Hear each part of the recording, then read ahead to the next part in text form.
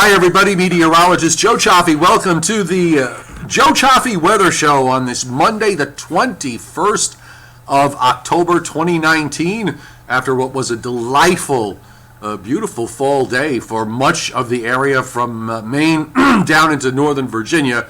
Took a little bit of time for some areas this morning to get out of the clouds, but I'm at least out my way. It was pretty much from wall-to-wall sunshine from start to finish. We do have some changes coming. A couple of cold fronts lie ahead for this week, but no major storms for the eastern part of the U.S.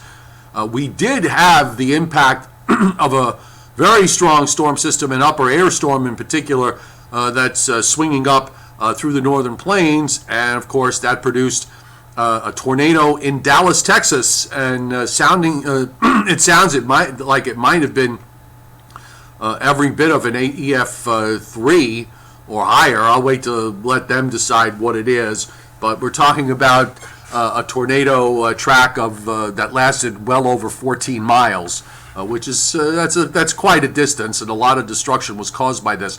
I don't have the radar of it, but I do have the satellite loop. I was able to back it up to last night, so we're going to get to that right now. Let me just say real quick, folks, if you haven't already, download the Meteorologist Joe Chaffee free weather app on Google Play or on the App Store, and also Angry Ben's free app, the Angry Weatherman, which is available for Android devices. So let's start front and center with the loop from last night. I'm going to stop it right where the thunderstorms are, and then just kind of roll back and forth with it. So here we go.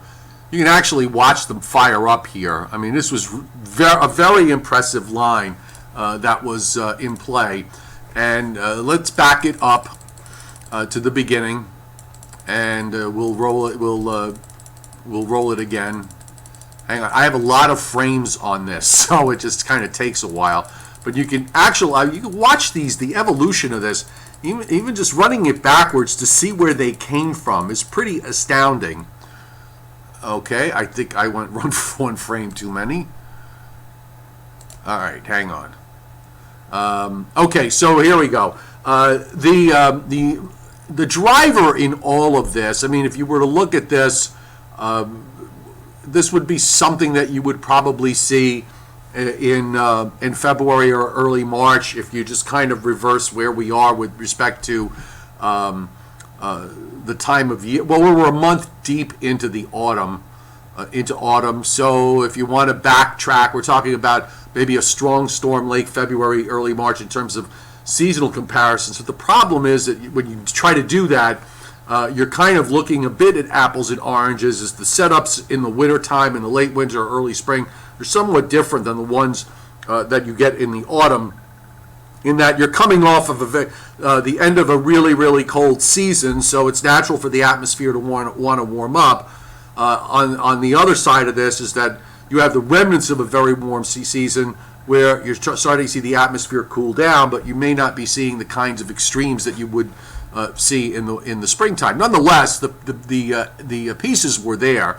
You had a really, really strong jet in play, and you also had this upper low that is sitting right up here, right in here. You can see it's very well defined. This upper low was over in near Iowa. I'm sorry,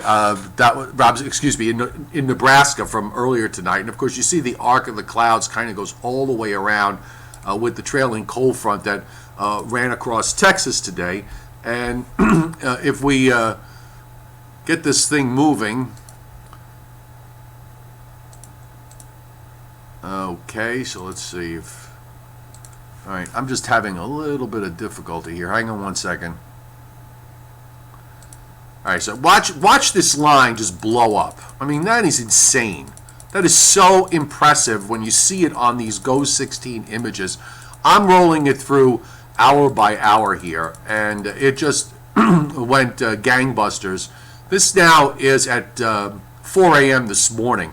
The satellite is literally in pure overload. Also, notice there's some big storms forming down in in South Texas that are expanding northeastward. And when I woke up this morning to the radar at 8 a.m., there was just basically one continuous line of storms that ran from southern Illinois all the way down into southeast Texas and along the Texas coast. It was an incredibly impressive line, to say the least, and it's not something that you see too often.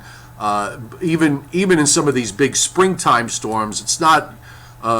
You don't always see a line that goes so far north-south like this in the early morning hours. But there it is, that big storm spinning away.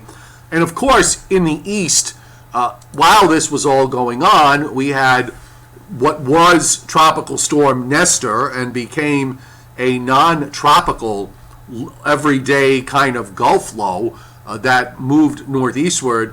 One of the things that wound up being a big factor was the fact that the system itself, particularly the shortwave aloft that was driving this, really kind of held on. Weather models were squashing that shortwave to a large degree, and never really picked up on the expanded area of rain that was on the radar early Sunday morning. I mean, it was just loaded, and it stayed loaded all day into yesterday evening as it moved up the coast. Rain actually pushed up almost to the Canadian border through the Hudson Valley, just kind of shot all the way up. Now the low is still sitting off the East Coast, and it's going to meander here, waiting for this front to approach, and when that front gets there, it's just going to basically absorb the whole thing. It really isn't going to make any difference in terms of the weather that we're going to expect here in the east tomorrow. The one thing I will point out is that you're seeing the plains upper air low at its peak intensity from last night into today. It is going to be, it's past that peak intensity and in a bit of a weakening phase going forward. So we will see less in the way of severe weather tonight and less in the way of severe weather on Tuesday. And it's going to be mainly confined in the south. You're going to see the chance for the SPC talking about severe weather threat here for today and tonight with a slight risk southeast Louisiana into the Florida Panhandle, marginal risk pushing up into Georgia, South Carolina, and through Alabama, and a small portion of central Tennessee. When we look at for Tuesday, the northern part of that front is going to have a lot less punch to it, so there is a slight risk being indicated for North Carolina, a small portion of southeast of South Carolina, marginal risk running from North Florida and then up the coast to southeastern Virginia and the southern part of the Delmarva Peninsula. I don't anticipate this being extended further to the north because there is going to be a bit of an onshore flow at play. And when we look at tonight's surface map, which is going to load up here shortly, you'll notice the low that is still offshore. And you also can see the 984 low that is in southeastern Minnesota. By the way, this time around, there's not a whole lot of cold air at all. There's really no cold air at all. Temperatures are in the 40s on the northwest side, so there's been very little here. There's been no snow at all to speak of from this low as it moved through the plains and now heading up toward, it's near Minneapolis and probably heading up to northeastern Minnesota. But the coastal low remains along 70, and you can see there's a northeast isobar offshore, and there's a bit of a high to the north in southeastern Canada over Labrador, trying to build in, or did at least successfully build in today. But it is creating a little bit of an onshore flow alleyway here for the coast and a bit of a marine layer. So that's why I think that except for where you saw SPC with the risk of severe weather for tomorrow from the Delmarva Peninsula southward, I don't see this as a situation where you're going to see this thing, the warm sector kind of push all the way up. It may try, but I don't think it's going to succeed. So it'll really be all about the cold front coming east and whatever it holds on to as it moves eastward. And I think there will be a fair amount of showers with this, but nothing that is unmanageable. Pretty impressive looking, though, when you look at the radar tonight, that big swirl that's up in southern Minnesota. You can definitely see there's an upper low here. You see that cyclonic twist to things, and just sort of a big arm, a giant occluded front that is lifting northeastward. There's a low that's probably going to develop at the point of occlusion here somewhere in southern Indiana and Ohio. That's setting off some heavy thunderstorms and heavy downpours right now in southeast Louisiana.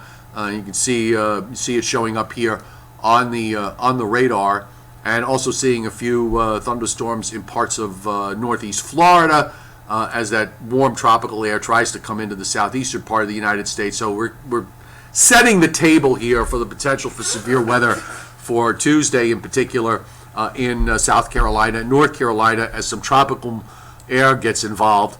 But again, it's going to be limited as to how far north it gets. Pretty hefty rains there in northeastern Minnesota, maybe even a little bit of lightning and thunder going on there.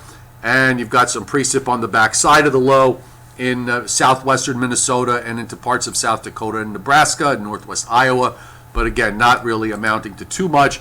And looks kind of busy with some precip coming in, rain with snow in the mountains up in Washington State, as the next weather system makes its way inland. So kind of busy in a few spots. Vast majority of the country right now is on the quiet side, so that's a good thing. After the storms after the storm from the middle of last week, I think we kind of we need a little bit of quiet time here. So let's take a look at where models are taking us in terms of the upper air pattern. And I'm just kind of backtracked to Saturday when we still had the upper low and trough between Newfoundland and Nova Scotia. You see the energy that's down in the southwest that very quickly lifts up to the, I'm sorry, let's go back. My fault. So here we go for Saturday. Same trough in the east, yes, okay. The trough in the west, yes. And the disturbance here, now this was the shortwave trough.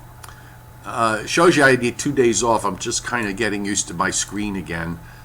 And it's also tough when you use two different computers.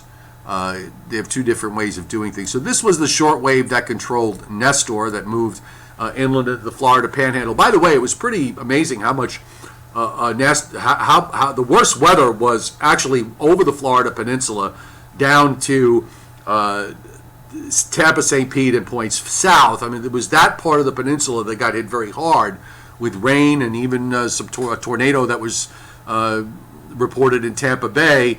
But where the low actually made landfall from there west, there was very, very little. So we had this kind of lopsided semi-tropical storm that moved inland and then quickly made the transition into a plain old Gulf low. Now, the trough in the west, of course, swings around, lifts up and deepens. You've got this deep upper low. This is from this morning when you had the upper low centered right here over northern Nebraska, southern South Dakota with the trailing trough. Strong jet running up into northeast Texas and on up into Arkansas and Oklahoma. So no surprise that there was a severe weather outbreak here. Then you just move it along. That upper low is lifting northeastward to the western lakes. It lifts pretty far to the west here. There's not you're not swinging this system bodily into the east. It's lifting up north of Lake Superior. So you don't have the same setup for the east this time around that you did the last time. There's just too many differences here. Particularly the main difference is the fact that this upper low is moving northward here and moving on up into Canada and not swinging eastward with its intensity. It's driving a short wave through here late Tuesday and Tuesday night. And you can see the axis of the trough is like this. There's another short wave that's coming down into Montana. That swings eastward and up. The next shortwave trough tries to drop in, but you'll notice here what's going to happen is it's already kind of getting fractured. Part of the short wave in the north swings by, the southern part seems to separate, and it just kind of moves along. And here's your positively tilted northeast, southwest, not the most impressive trough in the world, moving eastward, and gradually it weakens as it reaches the coastline. So the second trough for later this week, particularly for the northern mid-Atlantic up into New England, I don't expect too much out of it.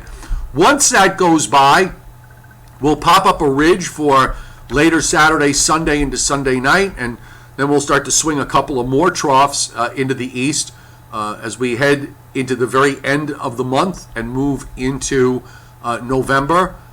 Still seeing much of the action here with these systems dropping down from the northern part of the jet stream. They're not really showing a whole lot of amplitude. Energy is being dropped into the southwest by the GFS. I don't know if that's real or not. If it is real, it gets kicked out pretty quickly in the longer range as another deep trough tries to form in the east in the long range. But again, that's who knows if that's the case. But the bottom line is, at least for the next week to 10 days, it doesn't really look like we have anything of seriousness to worry about in terms of major storms, at least in the eastern part of the United States, which will give us a nice break from what we just went through. We don't need another round of coastal flooding and then heavy rains and 70 and 80 mile an hour winds from two separate systems. So here's your surface map tonight on the GFS, and of course you can clearly see the action in the northwest, bringing rain and some snows into the Rockies. Here's our wrapped up storm that is sitting over the Great Lakes. The low that was Tropical Storm Nestor is sitting well southeast of Cape Cod. There's multiple centers out there. And, of course, you've got this trailing cold front that goes down. And, this is where I think you're going to see your severe weather possibilities for tonight. Moving it eastward, the low lifts up and goes north. So you see the front that approaches the East Coast tomorrow is, not especially exciting. I think maybe we'll... give me a second here, folks. I'm going to switch over to the radar. That'll give us a better view here in terms of what to expect. But you can see how the GFS sort of picks out its radar. The GFS itself is not overly bullish with what's going on for later in the period in the Gulf states and the Southeast, but I'm going to respect the radar being much more developed.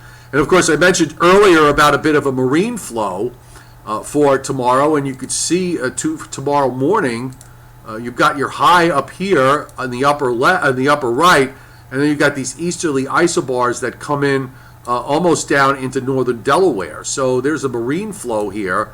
That's why I think that your severe weather potential is limited to the area from, say, southeastern Virginia, southern Delmarva, southward. And you got to watch sometimes these, the case for a northeast wind in a marine layer sometimes can wind up making it much further south than you realize. Maybe it gets itself pinched down all the way into Chesapeake Bay, and that could argue for the warm sector being even further south than what the model suggests. But this lifts up to the north. This low lifts up over northern Lake Superior. You've got your trailing cold front that comes through with some showers tomorrow night, and a little bit of action there up in the northern Rockies, but no big deal in terms of some rain and snow shower activity. Wednesday, high pressure builds in, and that lasts into Thursday. Now here comes here's the next frontal boundary that is shaping up for Friday into Saturday.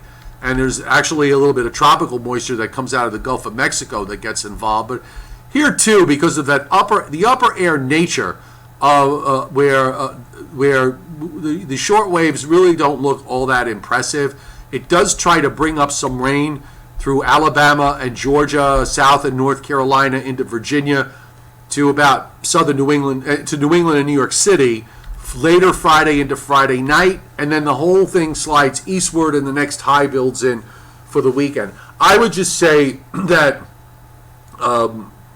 let's just watch for the possibility. I don't think it'll happen, but there's always a chance you could have the bottom part of this front stall out. Right now, it looks like the models want to just kind of move things along, and bring the frontal boundary pretty far to the south and east, in which case it would not be an issue for the Northeast and the Mid-Atlantic states. It might be a bit of an issue for parts of the Southeast and Northern Florida if you've got a stalled frontal boundary there with clouds and maybe some showers. And then over the long haul, again, if that northwestern part of the jet is in control, you're going to be dealing with systems coming down from the north that aren't going to have much with it other than frontal passages. And you're seeing, 8 or 9 days from now, model generating a little bit of snow shower activity in upstate New York and around the Great Lakes. We'll see if that plays out or not. It would seem to me that if the northern jet's going to get involved here, that we'll probably have some colder air in play. But if it's all northern jet, if it's all northern short waves, you're not going to get much out of it or to speak of with regards to anything other than passing showers or snow showers in colder areas. Longer term, who knows? Tries to make something in the plains that moves out northeastward late in the period with a big rainstorm heading for the Great Lakes eventually. But again, that's in the who knows category as far as weather goes. I'm going to see if I have them hidden back here. I do. Okay, I haven't used this computer since late last week, so I'm forgetting. We'll take a look at warnings and watches that are up around the surface storm that's up, heading up toward Minnesota and in Minnesota and moving northward. You have wind advisories and some high wind warnings that are up. A few flash flood watches up in northeastern Minnesota, northwestern Wisconsin, the lake shores of the western shores of Lake Michigan. And a few flood advisories, and but nothing with respect to snow. A little bit of, I think those might be winter weather advisories in a couple of areas there in the northern Rockies, and that's it. Also some flood watches up for northwestern Washington. So that is on the quiet side overall across the nation with watches and warnings. Hang on a second. Where is my WPC map? Let's see if this is it. Surprise, it is. So, weather, the WPC, the Weather Prediction Center, over the next 7 days, it is in the Gulf of Mexico. It's in the Gulf state, the central Gulf Coast, on up into the Tennessee Valley, where you're seeing several or more inches of rain being indicated there, slightly lesser amounts as you move across Texas and back through Oklahoma and Arkansas. Also, up through interior Georgia, South and North Carolina. You're looking at an inch to an inch and a half of liquid over the next 7 days, continuing right up through the Appalachians and then heading up into upstate New York and New England, where we are also seeing some pockets of a couple of inches or more of rain. Some of it in north central New York and some of it in the southern half of Maine. A little bit of action there also up in the northwest. So you can you get a flavor here of what the overall pattern is. It's somewhat disjointed with that northern jet rolling along. You're not seeing, mega precip shooting all the way up from south to north. It's kind of getting cut off at a certain point. The southwest is dry. California is mostly dry, and that pretty much is it. So hang on one second here. I'll move over to the chat board. And I'm still getting used to this. I switched everything over to the left side versus the right side. Carl White, good to see you tonight. Why did NOAA flip their colder, snowier forecast for the Northeast?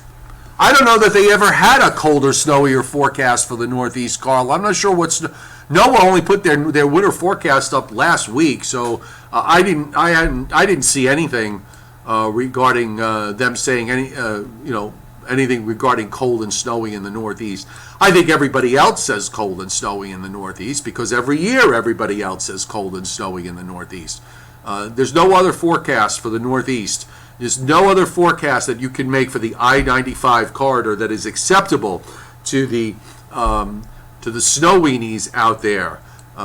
Because that would be just heresy to say otherwise. And, you know me, I'm not one to be heretical. But I look, on their September forecast, If you're talking about like the 3 months where they go October, November, December, January, February, who knows with them? Honestly, I didn't see. I didn't see any in September. I didn't see anything from them regarding the winter time. The winter forecast is meaningless. I mean, I don't understand. You know, I have asked this question so many times. No one has ever been able to give me an answer. What good is that piece of information? Why do you need it? Okay, I can understand if you are, if you're a heating oil trader, if you're a farmer, if you're doing nat gas futures, if you're doing a host of things where having a long range weather outlook might give you a trading leg up under certain circumstances. I kind of get that, but for the rest of us, it's who cares what they say, because the winter is going to be what it is. You're certainly not going to shut it down and pay no attention to it on the basis of their forecast.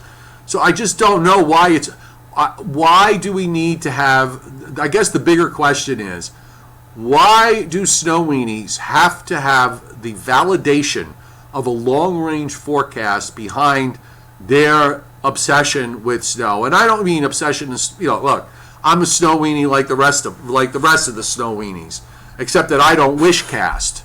I deal with what's in front of me. So I just put that question on the table. So if they did forecast a cold and snowy winter, we're in October. Any one of 1,000 things can happen, and besides, it could be. Wait till you see what the pattern actually evolves. If you remember last year, if you were south and east of the I-95 corridor, you got burned, many times when it came to snow. So that's how the pattern set up early on in the winter, and it just basically, remember, I'm always a proponent of the idea that history doesn't exactly repeat itself, but it does rhyme.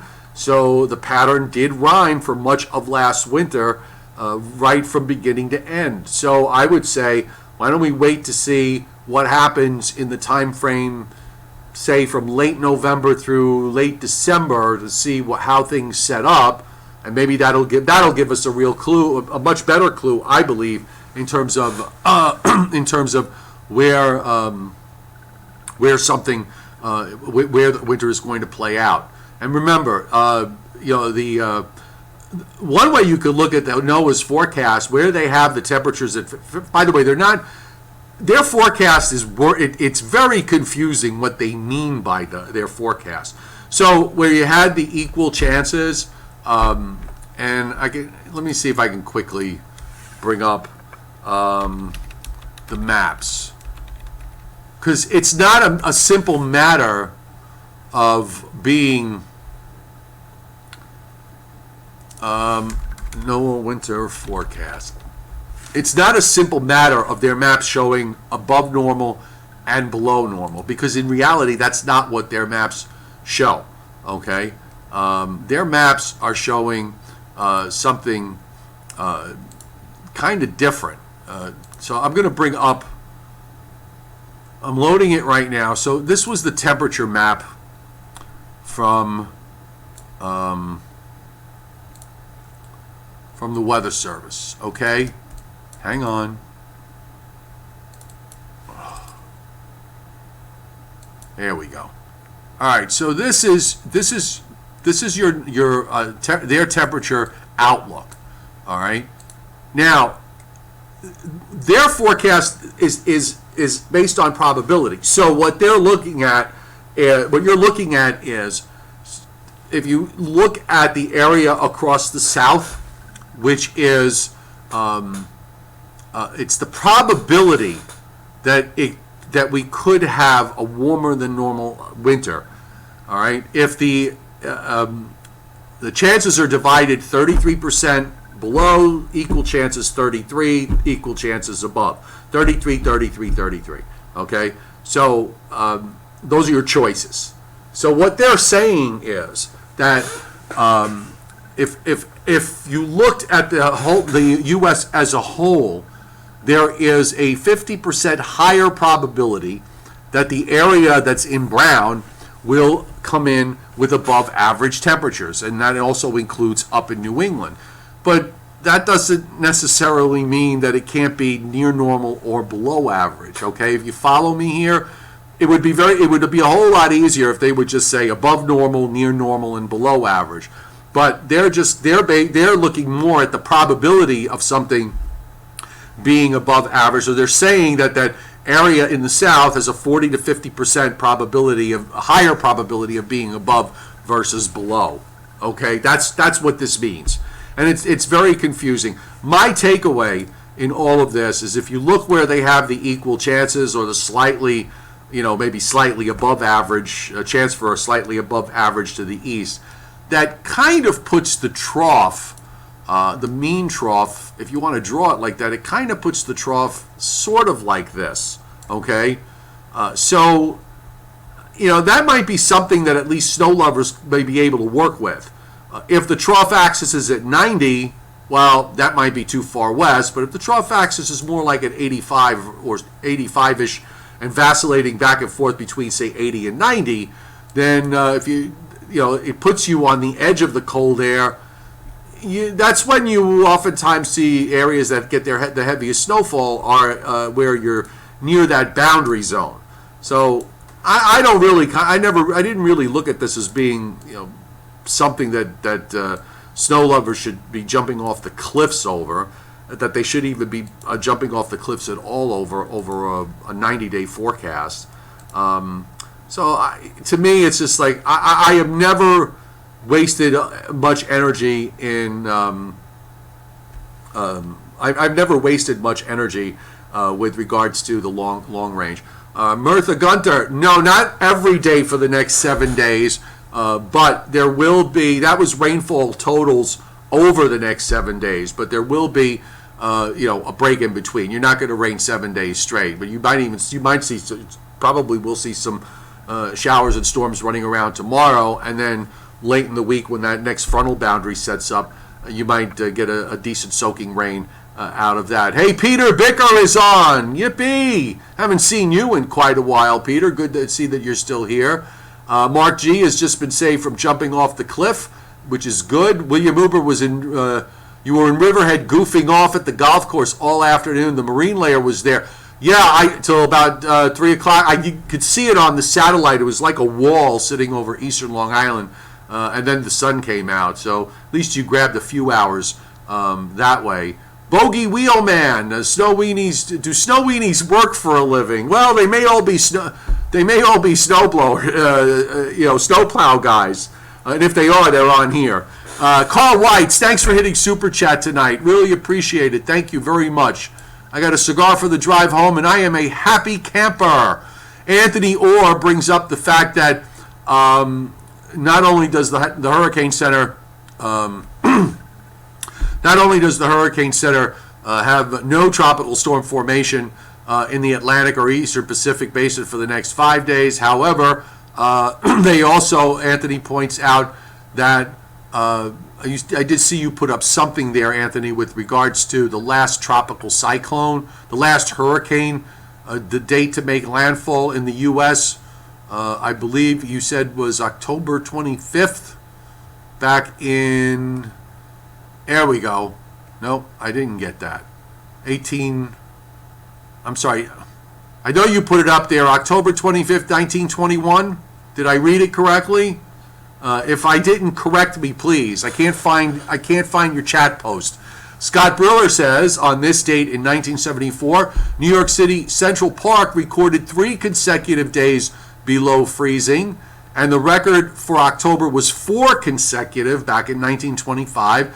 And by the way, the winter of 1974-1975 in terms of snow was,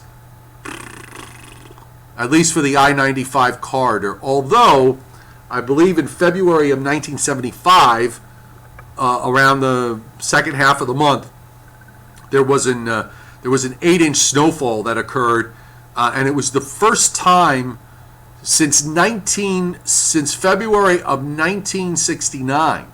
It was the first time that New York City had recorded a snowfall greater than 4 inches. Okay, So if you want to talk about a snow drought, try 69-70 through 75-76, which for the I-95 corridor was 71, 2, 3, 4, 5, 6, 7 years. Okay, 7-year drought from the standpoint of snow, and that was one of several long stretches of non-snow that occurred between 1970 and 2000. And by the way, I would just point this out. Last year, for much of the I-95 corridor, was the first, for the most part, it was the first below average snowfall year in general since 2011, 2012, 6 above normal winters in a row. I had said going into last winter that a colder than a below normal snowfall winter would not be a surprise if it happens. And then for the major big cities, that was indeed the case. Boston, New York, I believe for Boston it was, certainly for New York City, for Philadelphia, for Washington, D.C. Okay? I will just put this on the table. Don't be shocked if we put 2 years back to back. We haven't done that since 2006, 2007, and 2007, 2008. So it wouldn't be unusual if we put a second below average, just based off of stats and climate. That's the only thing I'm looking at here. Because when you look at the cities, I don't know specifically about Boston, but if you look at Philadelphia, you look at New York City in particular, there are more below average snowfall years than there are above average. Okay, a lot more. The thing is, when you get above average snowfall years, they more than you can only be, the most you can be below normal for New York City, for example, is based on their statistical number of 25 inches for normal snowfall right now. When they redo the 30-year averages, that number is going to go up to 30. So, but at 25, you can only be 25 inches below average. But you can certainly be 20, if you want to go hit the top end of the range, where New York City has gotten as much as, say, 75, to give a round number, back in the winter of 96. But you could certainly be more than 25 inches above average if you wind up with winters producing 60 and 70 inches of snow. So it skews the numbers upward. But if you go back and just kind of count the number of winters that were below normal versus above normal, you're going to find that many more of them are below than above. Reaver arrived late. Did I comment on the wave at 10 and 40? I didn't even know that there is a wave at 10 and 40, Reaver. Hang on one. Hurricane Center didn't. They've got nothing on there, and I have to tell you, if there's anything out there, it's going to lack the push to move across. So I'm just putting it up here. I want to see what you.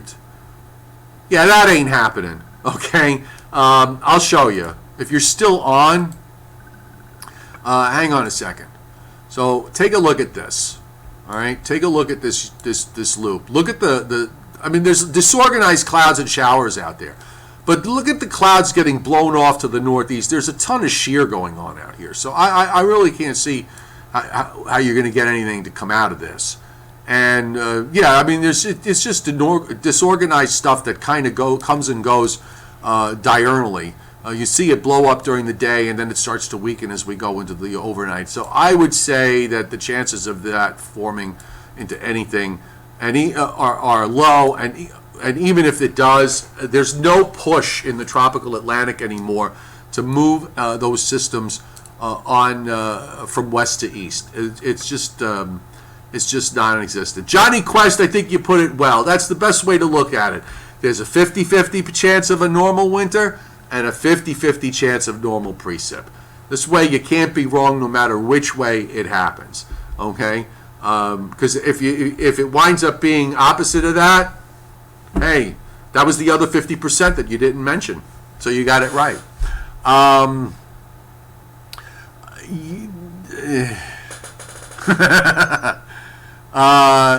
Peter Bicker, I'm with you on the winter forecasts are a waste of time. They are. It's more fun. You know what? Honestly, it's more. You're going to have Timothy Veltman. Thanks for Dallas was at EF3 with 140, and two others, an EF1 and EF0 touchdown too. Thank you for putting that up. I really, really appreciate it very much. Okay, so now I kind of lost my train of thought. What were we talking about? Oh, well, it'll come back to me. Oh, so what I would just say is, watch the winter evolve. It's far more fun to watch the patterns evolve because, look, at the end of the day, the winter at times will be cold. At times it will be less cold. And there might even be times where you get little bursts and little warm-ups along the way that last for a few days. Hopefully not longer from the standpoint of winter weather lovers, but that's just the reality of it. And there will be storms to track along the way. Where they are, I have no idea. Will there be cold air around? Will there be enough cold air around for the coast?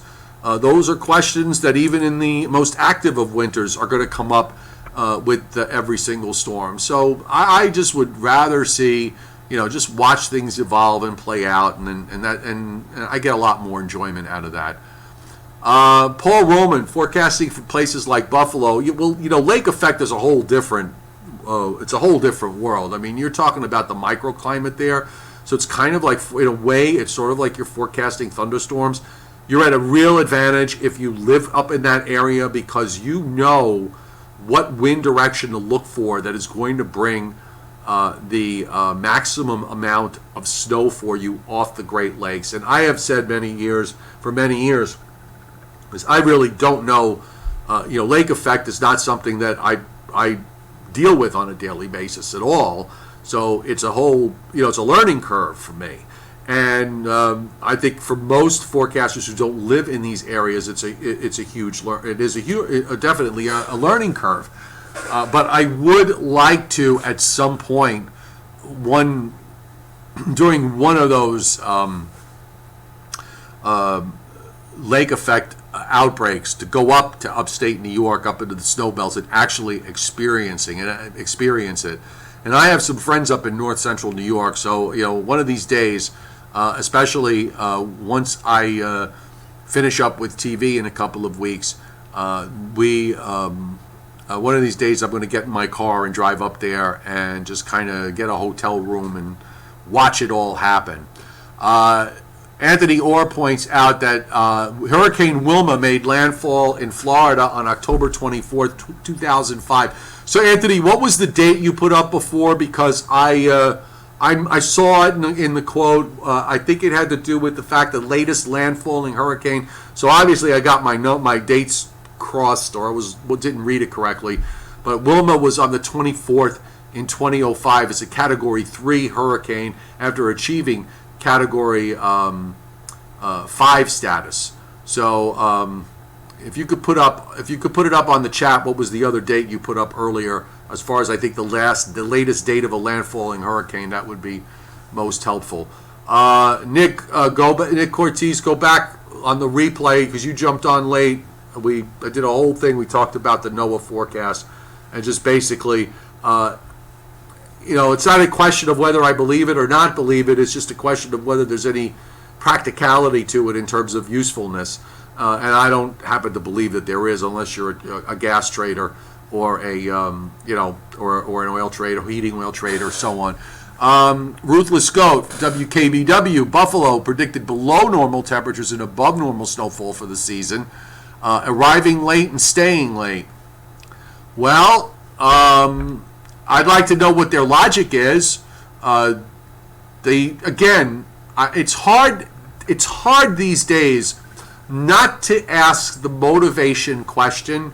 I'm not trying to call anyone's integrity here into question, but it's a question I have to ask. I mean, what is driving that forecast? I would be very curious. Are you looking at various patterns and oscillations and everything else and cycles or whatever it is you're looking at? I would just be curious as to how you got to that point, because as I've said, you don't see below normal snowfall above average temperature forecast for the winter in the Northeast because they don't get clicks on websites. David Schwartz, you're absolutely correct, and they don't get their eyeballs on the news. That is again correct. So I just put that question out there. What was the what was the mechanism that got you to that forecast? I don't do long-range forecasting because of the fact that, as I've said many times, I can't get my head around it. It's not the sort of thing that interests me very much. I don't see a whole lot of usefulness to it. So I would rather just let the pattern play out. And if we wind up with the Pacific Fire Hose jet like we did last year, you can say goodbye to snow in the I-95 corridor. Right now, there's no sign of that, but that's because right now it's October 21st, and it doesn't really matter if there's a sign of that. It'll matter when we get to mid and late December and beyond. Could a lake effect snow band ever reach South Jersey? Actually, Peter Bicker, if you go back over the last couple of years, I can recall a couple of instances where we had bands lake effect bands that formed ahead of upper troughs that that held together very well. So it's kind of hard to argue whether it was the band itself from the lakes or if it's the upper trough that's generating the snow, or maybe some combination of both. But there was one last year that was a pretty fierce one, as I recall, making it through, I believe it was sometime in January, that put down in some places a quick inch of snow in like 10 minutes. In North Jersey and up through Long Island, Hudson Valley. I think the southern end of that, as I'm trying to recall this, may have extended all the way down into northern Delaware. So the answer to your question is yes, it can happen if you have a good solid upper trough with it. Really deep upper low with a very, very solid arm of energy that is swinging around. But go back to last year. I'm going to see if I can find it. In terms of the date, but it's just kind of coming back to me now. I remember that there was one of those, it was the first time that I had seen it. They started using it last winter, but the snow squall, snow squall warning started using them here in these zones. And on that particular day, as I recall, it was pretty extensive. It went down into southeastern PA and down into Delaware, and moved across to South Jersey as well. But I got to go back and look up the dates. William Uber, can you have above normal temps and above normal snow? Absolutely. 1617 was like that. That was way above normal snow-wise, and it was somewhat above normal temperature-wise. At certain points, it was significantly above normal, but it was below normal. The temperatures were below normal at the right times for snow lovers during that particular winter, particularly for the immediate coast. That's all that matters, really. Is it cold enough when the storms come? Because most of the time it's the other way around. It's too warm. It's cold and dry. Then the storm comes and it warms up. And rains. Chuck Cardillo, they were talking about warm water they talk about warm water every year along the East Coast. And La Nada, I'm sure you mean La Nina, that was basis for colder than normal weather in Buffalo and above normal snowfall. So that's what they're talking about? Okay. Look, I'll accept that as the premise of their forecast. If they're saying that warmer water, warmer ocean, maybe a storm track a little bit further west, why they're going for a La Nina, there's no indication that there's either an El Nino or a La Nina in play. And so therefore I would kind of probably not, use that particular argument. But all right, so that's their logic behind it. We'll see what happens. You know what the trick is? The trick is, the thing to do is write down these winter forecasts now about what everybody is saying, and then in March, at the end of the winter, let's go back and see who said what and what it turns out. I'd be curious to see if you get something, if even one or two people hit it on the head. Ruthless Goat, thermal clues to the upcoming winter can be found very In very colorful but data-rich sea surface temperature maps, they reveal warm waters off the East Coast and no El Nino. Okay, gotcha. Correct. I would just say warm water temperatures are there now. All it takes is a couple of rip-roaring gale centers out there to upwell that warm water and make it disappear. So I would be cautious to make. I would be cautious about making forecasts based on warmer than normal or cooler than average temperatures, because many a long-range forecast has crashed and burned on the idea that warmer than average temperatures would create an environment for East Coast storms in winters where East Coast storms were non-existent. So I would just point that out. You have to be, really careful. You have to be also cautious about whether the trough establishes itself in the west, okay? Which in past winters has had, it has wanted to do that through the fall months and into the winter months. The one thing I'm noticing this year is that we're not seeing that dominant western trough forming there and staying there for any length of time. There's been just as many opportunities for troughs to drop in more in the east than there have been in the west. Now, I'll be curious to see if that trend continues as we go through November and December. But not seeing that persistent trough in the west so far. We'll see. Okay, so I think we're going to call it a night because it's coming up on 8 o'clock. It's 7:54 Eastern Time, and I got to have some dinner. So weather in 5 tomorrow morning. We'll update you on all the goings-on on what looks like overall a not really too busy week, but we'll do that. And we'll also have our regular YouTube live stream tomorrow night at 7 o'clock with website posts in between. Don't forget to download the weather app, the Meteorologist Joe Chaffee app on Google Play or on the App Store, and Angry Ben's app, the Angry Weatherman, on the apps on Google Play for Android devices. Robert Brown, doesn't the Labrador current pushing south along the Atlantic coast have a cooling effect on the waters? It does when it reaches far enough south. But there's been this pocket of warmer than average temperatures off of the southern New England and New Jersey coast, and that kind of, that's been lingering there. It's been there for quite a while.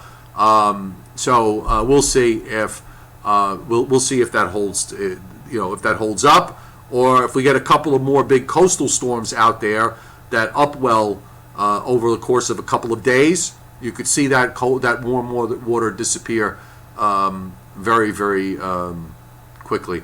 I don't know yet, Bill. I don't know what my dinner is going to be tonight. I haven't figured that out yet. But usually it's nothing really very interesting. I try to keep it light in the evening. Try to keep that hourglass shape of mine. All right, which is looking more and more like a vase every day, by the way. All right. Have a great evening, and we'll see you tomorrow.